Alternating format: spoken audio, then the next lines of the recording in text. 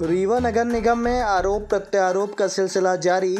बोले रीवा महापौर वेंकटेश पांडे मेरे भाई हैं। जवां अध्यक्ष की थी लेकिन रिमोट पीछे मंच पर चल रहा था जिसे वो बोल रहे थे। कृपा से बने परिषद अध्यक्ष की भाषण देना मजबूरी है क्योंकि कृपा हटी तो दुर्घटना घटी। ये कहना किसी और का नहीं बल्कि रीवा महापौर अजय मिश्रा बाबा का है। बता दें रीवा नगर निगम में बीजेपी बनाम कांग्रेस की राजनीति अब बयानबाजी पर आ चुकी है। वहीं इस हद तक कि भरे मंच से कोई किसी को कुछ भी कहने से बाज नहीं आ रहा है। हाल ही में नगर निगम परिषद अध्यक्ष वेंकटेश पांडे के द्वारा दिए गए एक बयान के बाद मामला और गर्मा गया।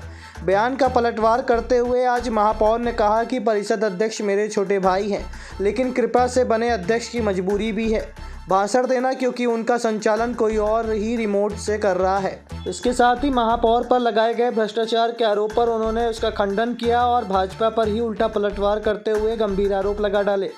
काम में अड़ंगेबाजी, झूठे आरोप मत लगाओ, काम करो। कहते हैं कि काम में मुझे पूछा नहीं जाता, बुलाया नहीं जाता। हर कार्यक्रमों में, हर काम में उनको सूचना दी जाती है, उनको आमंत्रण पत्र दिए जाते हैं, उनके पार्षदों को दिए जाते हैं। केवल वो नहीं आते हैं और उसका एक कारण है क्योंकि वो आप सबके बीच में मुंह दिखाने के काबिल नहीं है। कर रहे हैं, ऐसा बता रहे हैं जैसे अपनी जमीन बेचे हो और नगर निगम चला रहे हो। नगर निगम के कर्मचारियों की तनख्वाह देने के लिए रीवा को जनता 35 करोड़ रुपए साल में टैक्स देती है। 25 करोड़ रुपया डीजल, सफाई व्यवस्था के और चीजों में खर्चा होता है। बड़े बड़े पंडाल लगाकर लच्छेदार भाषण दे रहे हैं रीवा के उप मुख्यमंत्री, मध्य प्रदेश शासन के रीवा के विधायक, वहीं पर परिषद अध्यक्ष, ये सारे लोग ये कर रहे हैं। तो मेरा सीधा ये कहना है कि भ्रष्टाचार कौन कर रहा है? भ्रष्टाचार वो कर रहे हैं कि मैं कर रहा हूं? अगर मेरे को भ्रष्टाचार करना होता तो मैं आपको बता दूं कि मैं बिल्कुल भी ना वाहन छोड़ता और ना नगर निगम की सुविधाओं को छोड़ता। मैं जनता की सेवा के लिए आया हूं। मैंने जनता की सेवा के लिए तत्परता से कार्य किया है। भाषण में ये भी कहा जा रहा है कि जो कर रहे हैं भारतीय जनता पार्टी कर रही है, उसकी सरकार ला रही, नगर निगम में कुछ नहीं। आपका एकदम बात सही है। मैं आपसे क्या बताया कि कृपा हटी तो दुर्घटना घटी। जब कृपा पे आदमी होता है तो उसकी मजबूरी होती है।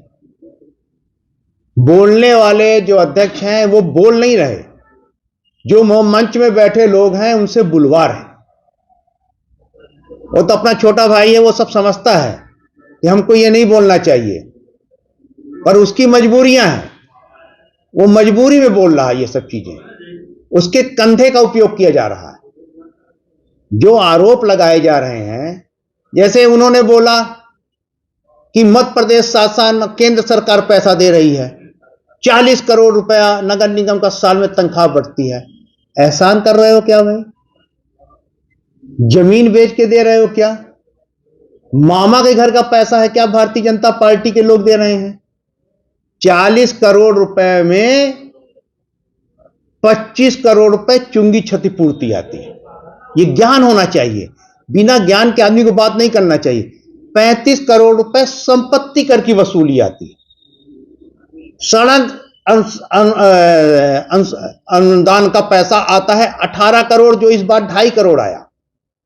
15वें वित्त का पैसा आता था 15 करोड़ रुपए, जो 5 करोड़ आया। मूलभूत का पैसा 3 करोड़ रुपए आया, जो 10 करोड़ आना चाहिए। पैसा तो सरकार दे नहीं रही है। इसके साथ ही अब नगर निगम दंगल का मैदान बन चुका है, जहां नगर निगम स्पीकर और महापौर पहले से एक दूसरे पर आरोप प्रत्यारोप लगा रहे हैं, तो इस कड़ी में अब नेता प्रतिपक्ष ने भी अपना नाम जोड़ लिया है।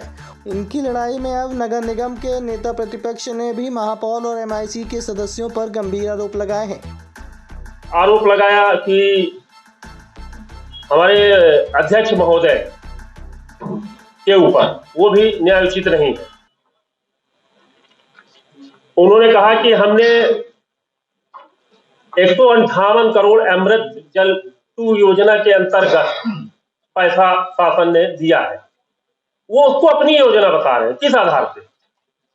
मेरा ये उनके ऊपर आरोप है कि बिना सच्चाई के वो ये बिल्कुल ना बोले कि उन्होंने ये किया है।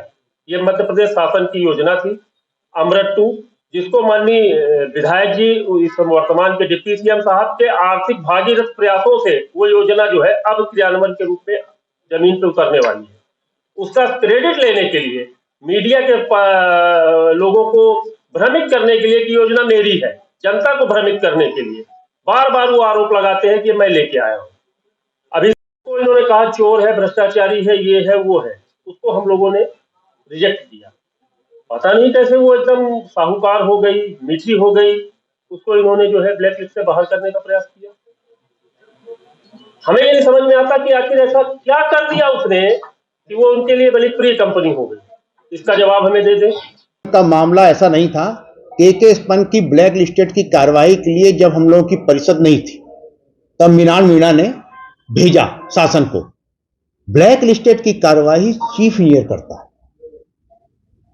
कमिश्नर और एसी नहीं करता। इन लोगों ने उसको ब्लैक लिस्टेड करके भेज दिया। वो कोर्ट चला गया, ट्रिब्यूनल में इनका समझौता हुआ कि हमसे गलती हो गई, हमको टर्मिनेशन करना था, हम ब्लैक लिस्टेड गलत कर दिए। तो जब ये ट्रिब्यूनल से मामला आया तो ये आया एमआईसी में, तो एमआईसी ने उसको नहीं किया।